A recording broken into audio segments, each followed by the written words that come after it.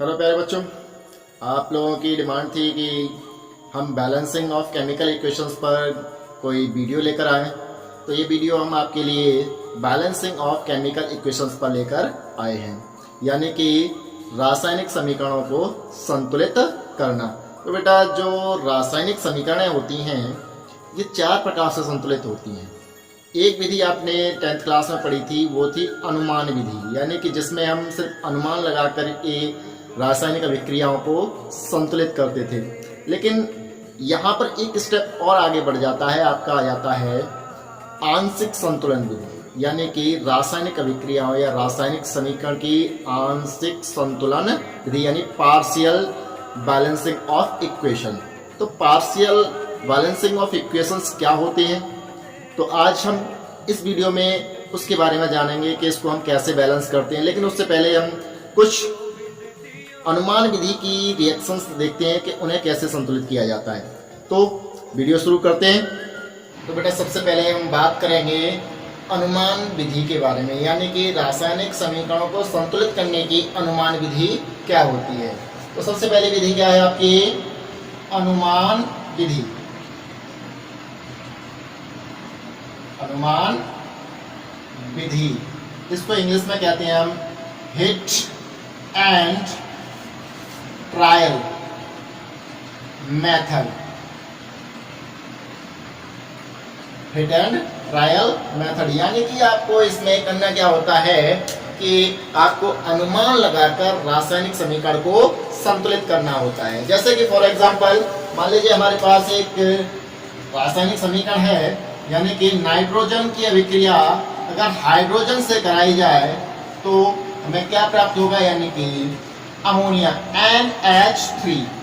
तो इन समीकरणों को आप अब तक जो संतुलित करते थे वो विधि थी आपकी अनुमान विधि। तो किस प्रकार संतुलित करते थे, आप देखते थे कि जो आपका अभिकारक है उसमें परमाणुओं की संख्या क्या है और उत्पाद के परमाणुओं की संख्या क्या है, ठीक है, यही देखते थे।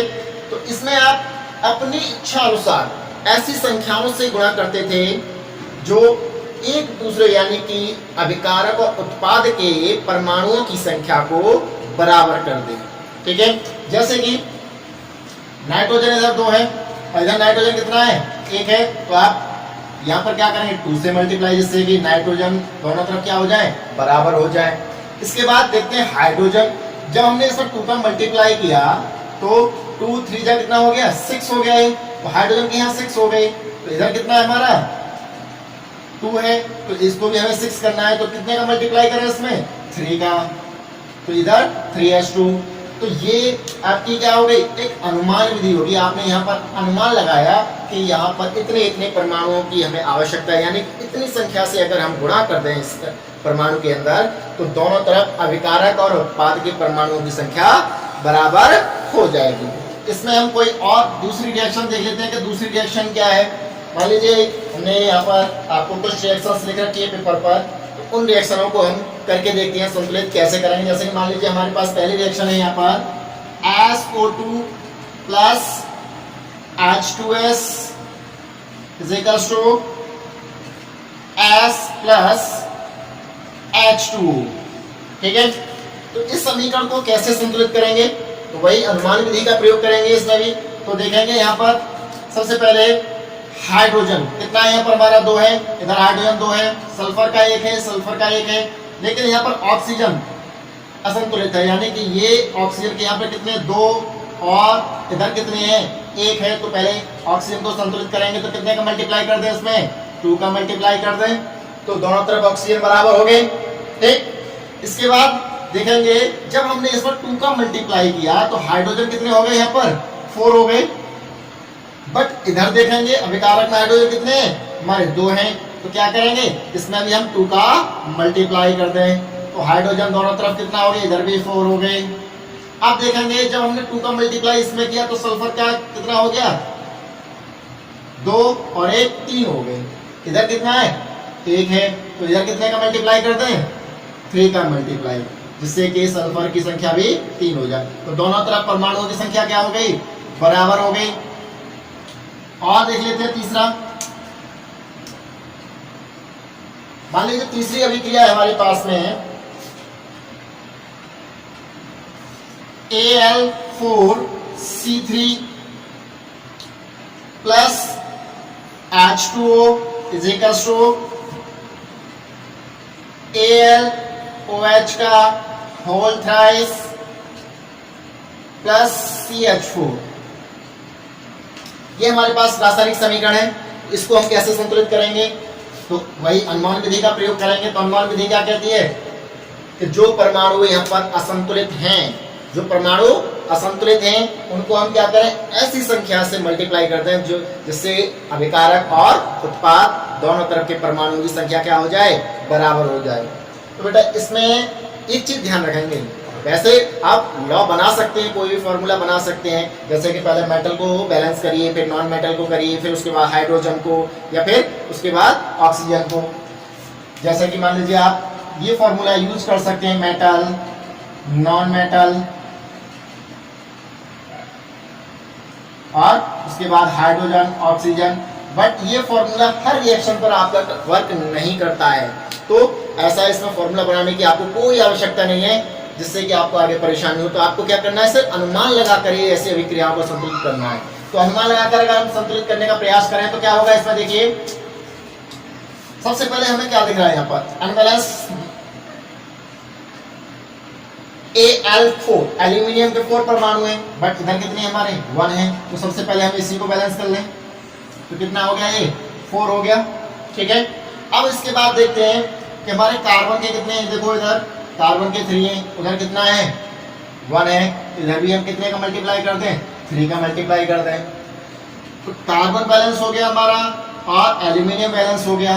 अब देखते हैं कि हाइड्रोजनों की संख्या कितनी है हमारी। देखिए हाइड्रोजन इधर 2 हैं, इधर हाइड्रोजन कितने हैं, 3 4 जा 12 और 3 4 जा 12, यानी कि 24 हाइड्रोजन है। कितने हैं, 24 हाइड्रोजन। तो क्या करें आप यहाँ पर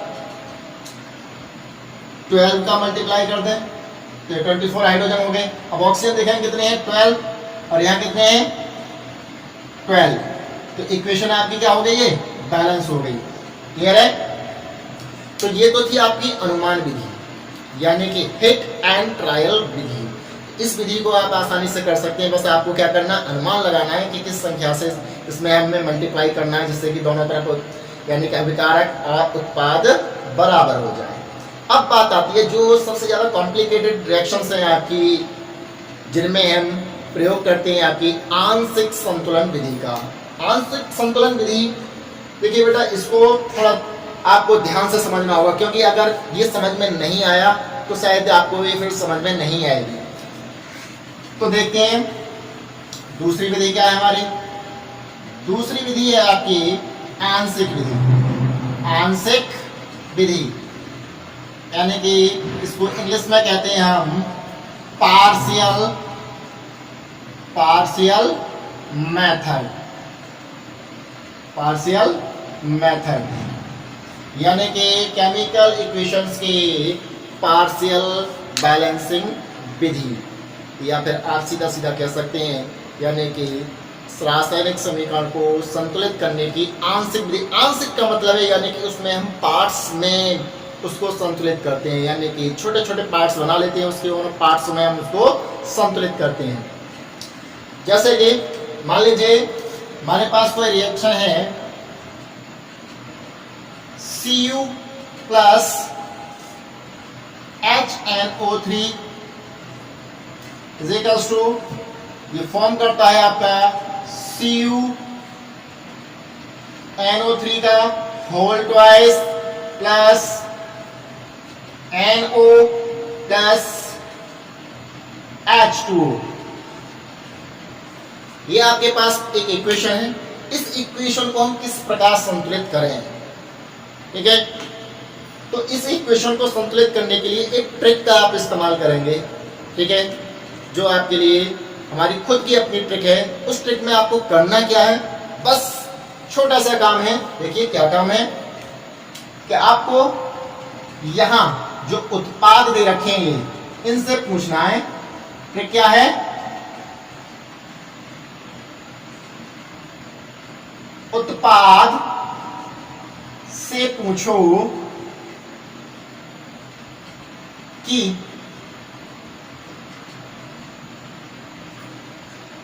आप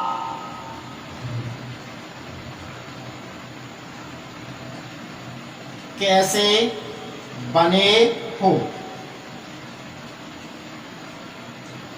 क्या है ट्रिक? उत्पाद से पूछो कि आप कैसे बने हो, यानी कि जो आपके उत्पाद हैं उनसे सिर्फ पूछना है आपको कि आप कैसे बने हो। जैसे कि यहाँ पर आपको उत्पाद दे रखे हैं, 3 उत्पाद हैं, एक कॉपर नाइट्रेट, ठीक है, NO और H2O। तीनों को आप बारी बारी से पूछेंगे आप कैसे बने हो, तो इसका जवाब आपको कहाँ मिलेगा? अभिकारक के अंदर मिलेगा। अभिकारक, क्योंकि अभिकारकों से ही तो बनाए हैं उत्पाद, ठीक है। इस फॉर्मूले को याद रखेंगे आप, हमेशा उत्पाद से पूछेंगे आप कैसे बने हो। जैसे कि उत्पाद है यहाँ पर, मान लीजिए CuNO3 का होल ट्वाइस, तो CuNO3 का होल ट्वाइस ही कैसे बना है, तो यहाँ देखेंगे तो NO3 हमारा किसमें, HNO3 इसमें है और Cu इधर है, यानी कि इन दोनों से मिलकर ये बना है, ठीक है। आपको क्या याद रखना है? बस उत्पाद से पूछना है कि आप कैसे बने हो, ठीक है। तो देखते हैं इसको संतुलित करके कैसे संतुलित होगी ये। और बेटा ये जो अभिक्रियाएं होती हैं, एक स्टेप में भी संतुलित हो जाती हैं, 2 में भी होती हैं, 3 में भी होती हैं, 4 में भी होती हैं। तो ये डिपेंड करता है इसके इक्वेशन पर कि इक्वेशन कितनी कॉम्प्लिकेटेड है, ठीक है। तो इसको देखते हैं ये कितने स्टेप्स में इक्वेशन बैलेंस होगी। मान लीजिए हमारे ये पहले ए कोई इक्वेशन है, इसको हम बैलेंस करते हैं। फर्स्ट स्टेप हमें पूछना है कॉपर नाइट्रेट से, यानी उत्पाद क्या है हमारा, कॉपर नाइट्रेट है, NO और H2O। तो हम कॉपर नाइट्रेट से पूछेंगे कि आप कैसे बने हो, तो पूछिए इससे आप कैसे बने हो, ठीक है। आपके मम्मी पापा कौन है, तो मम्मी पापा कौन है इनके, एक तो HNO3 है और एक कॉपर है। तो आप क्या करेंगे, इसको इधर लिख लें, CuNO3 का होल ट्वाइस, क्लियर है। अब देखो आपने पूछा कॉपर नाइट्रेट से आप कैसे बने हो, यानी कि आपके मम्मी पापा कौन हैं। तो सबसे पहले देखिए इसमें 2 चीजें हैं, कॉपर है और नाइट्रेट है। तो कॉपर इधर कहाँ है, देखो कॉपर इधर दे रखा है आपका, यानी कि Cu। अब एक तो पता चल गया कि मम्मी कौन है, अब पापा कौन है ये भी तो पूछना है। पापा यानी कि नाइट्रेट का चेहरा किससे मिलता है, कॉपर का तो पता चल गया इधर से मिलता है, लेकिन नाइट्रेट का किससे मिलता है, यानी कि HNO3, यानी कि जो आपका नाइट्रिक अम्ल है उससे NO3 बना है। तो देखेंगे HNO3, तो कॉपर नाइट्रेट किससे बना, कॉपर और HNO3 से, इन दोनों से मिलकर हमें ये प्राप्त हुआ। अब देखेंगे कि यहाँ पर NO3 के कितने हमारे 2 हैं, इधर कितना 1 है, तो इसको क्या करेंगे, संतुलित करेंगे, ठीक है। तो 2HNO3 और कॉपर का 1 है, कॉपर का 1 है। अब यहाँ पर हमें अतिरिक्त उत्पाद क्या मिला, तो देखो अतिरिक्त उत्पाद यहाँ पर हाइड्रोजन है, क्या है, हाइड्रोजन। तो हाइड्रोजन को पीछे लिख देंगे, कितना बचा है हमारा, H2 बचा है। क्लियर हो गया, एक स्टेप आपका कंप्लीट हो गया। सेकंड स्टेप में आप NO से पूछेंगे कि आप किससे बने हो, आपके मम्मी पापा कौन हैं, तो पूछो बेटा कि आप किससे बने हो, कौन, NO किससे बने हैं, तो देखो किससे बना है, HNO3 से बना है। किससे बना है, HNO3 के अंदर ही है NO। क्लियर, तो लिखेंगे आप HNO3, ठीक है। HNO3 से आपने क्या निकाल दिया, NO निकाल दिया। बचा क्या है आपके पास में, हाइड्रोजन बचा और क्या बचा, ऑक्सीजन बचा। एक तो बचा आपके पास में हाइड्रोजन, ठीक है। आपको देखिए आपने HNO3 कहां से लिया, हमेशा ध्यान रखेंगे जब भी आप अगले स्टेप में बढ़ेंगे आपको वो उससे पहली बारी अभिक्रिया से उठाना। तो HNO3 ऊपर कितना था हमारा, 2HNO3 था, तो यहाँ कितना होगा, 2HNO3। हमारे पास बचा क्या, N के कितने हैं और H के कितने हैं वो देखिए। देखिए NO यानी N हमारा यहाँ पर है 2, इसको पहले बैलेंस कर लो, N 2NO हो गया, ठीक है। अब बचा हमारे पास में हाइड्रोजन बचा, 2 हाइड्रोजन और 6 ऑक्सीजन बचे। तो हाइड्रोजन और ऑक्सीजन मिलकर क्या बनाते हैं, जल का निर्माण करते हैं बेटा, H2O। ठीक है, तो हमारा दूसरा उत्पाद भी आ गया यहीं पर। अब देखते हैं और क्या बचा, क्योंकि देखो हमारे पास H के दो थे तो वो तो आ गए हमारे, लेकिन अब बचे ऑक्सीजन के। ऑक्सीजन के कितने और रह गए, देखो 2 ऑक्सीजन के ये हो गए, 1 ऑक्सीजन ये हो गया, 3 ऑक्सीजन हो गए। लेकिन हमारे पास कितने हैं टोटल ऑक्सीजन, 6 हैं, तो दिया 6 और 2 और 1 3, तो हमारे पास बचा कितना, 3O बच गया। कितना बच गया, 3O। क्लियर है। अब इसके बाद क्या करना है आपको, इसके बाद थर्ड स्टेप में ध्यान रखेंगे, जब हमारे उत्पाद आ गए, सारे उत्पाद आ गए, तो उस दौरान आपको क्या करना है, जो अतिरिक्त उत्पाद हमारे बने हैं इस अभिक्रिया में, तो लास्ट स्टेप में हम उन उत्पादों को ले लेंगे। तो अतिरिक्त क्या क्या है, हाइड्रोजन H2 है और 3O, क्या है 3O। अब इन दोनों से मिलकर क्या बनता है, आप अच्छे से जानते हैं, अभी बनाया, हाइड्रोजन और ऑक्सीजन मिलकर क्या बनाते हैं, जल का निर्माण करते हैं। क्या बनाते हैं, जल, यानी कि H2O, ये बन गया। अब देखो यहां पर ऑक्सीजन के कितने हैं, 3 हैं।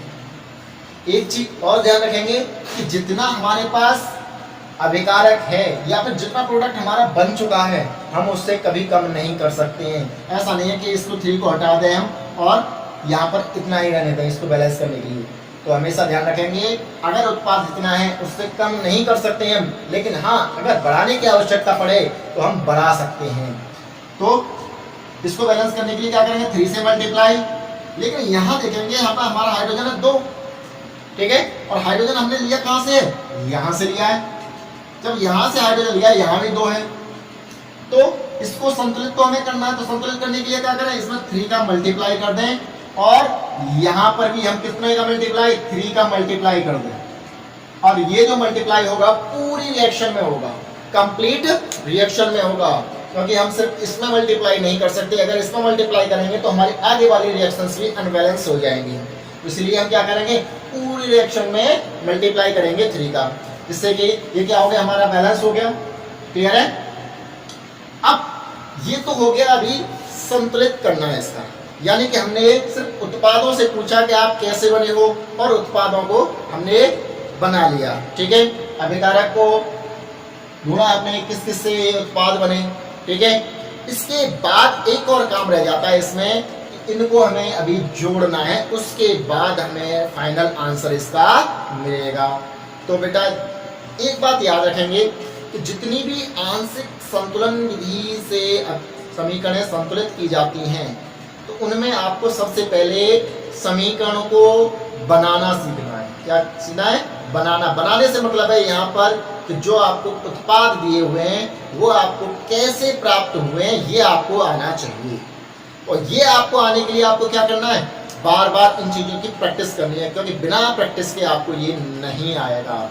ठीक है, तो देखते हैं संतुलित करके हमारा क्या क्या बना। देखो बेटा, अब इसमें कुछ चीजें देखिए, ये हमारे अभिकारक के उत्पाद हैं जो एकदम इक्वल हैं, यानी कि 3H2 और 3H2 एक दूसरे से कट जाएंगे। क्लियर है।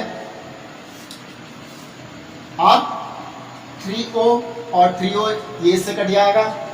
अब जो भी बचा है, यानी अभिकारक साइड में जितने भी हैं उनको अभिकारक साइड में लिख देंगे जोड़कर, और जो उत्पाद के साइड के हैं उनको उत्पाद के साइड में जोड़कर लिख देंगे। तो कैसे लिखेंगे, तो देखिएगा, कॉपर, देखो यहाँ पर 3 का मल्टीप्लाई हुआ था हमारा पहले रिएक्शन में सब, तो यहाँ 3 इंटू Cu, तो कितना हो जाएगा 3Cu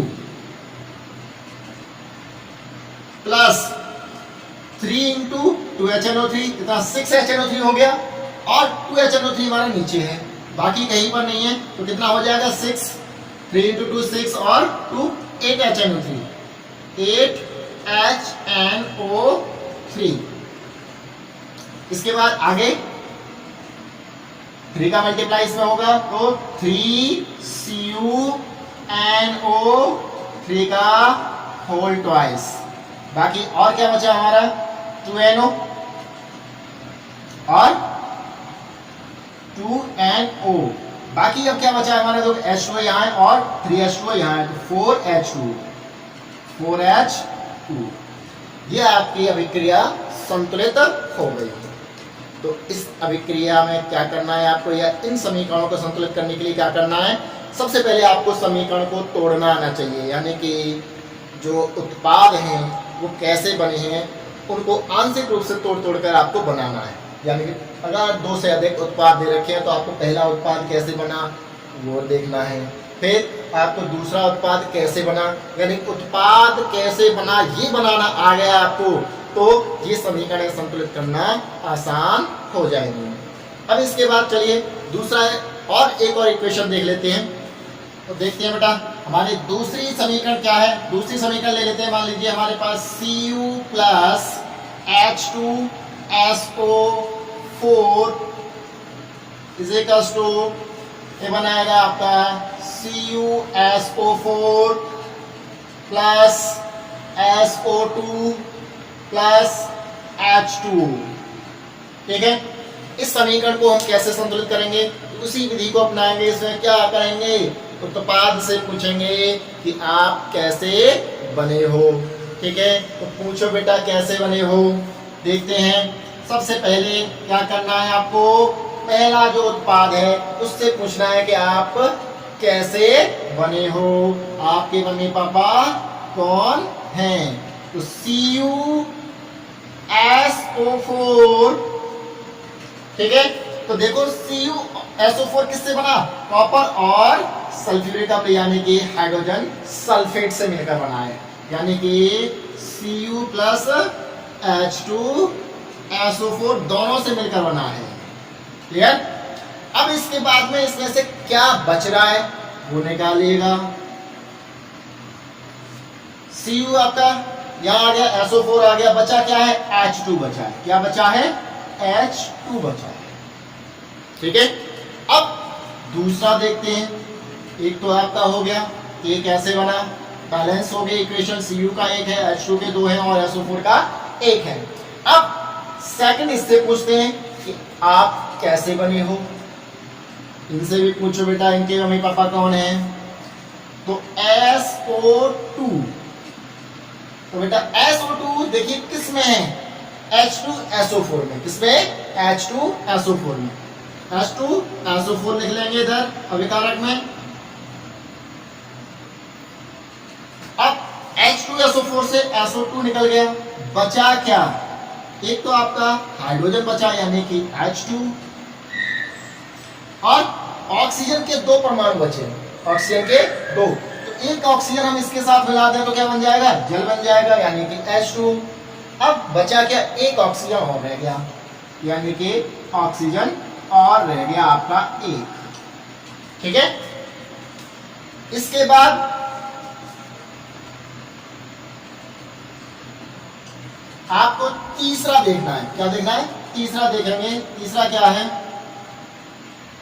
तीसरा हमारे देखिए यहाँ एक चीज और देखो, आपको कॉपर सल्फेट हमारा बन चुका है, SO2 बन चुका है और H2O, यानी कि तीनों उत्पाद हमारे 2 ही स्टेप्स में कंप्लीट हो चुके हैं। लेकिन यहाँ पर हमारे कुछ अतिरिक्त उत्पाद भी आ गए। तो जो अतिरिक्त उत्पाद हैं उनको हम तीसरे स्टेप में ले लेते हैं। क्या क्या है अतिरिक्त हमारे, एक तो H2 अतिरिक्त है और क्या है एक्स्ट्रा, O एक्स्ट्रा है। ठीक है, दोनों को मिला दोगे तो क्या बनेगा, H2O बन जाएगा।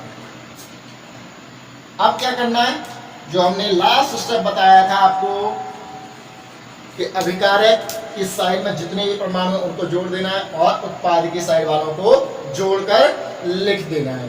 लेकिन उससे पहले हम क्या देखें, कुछ कॉमन चीजें हैं दोनों साइडों में।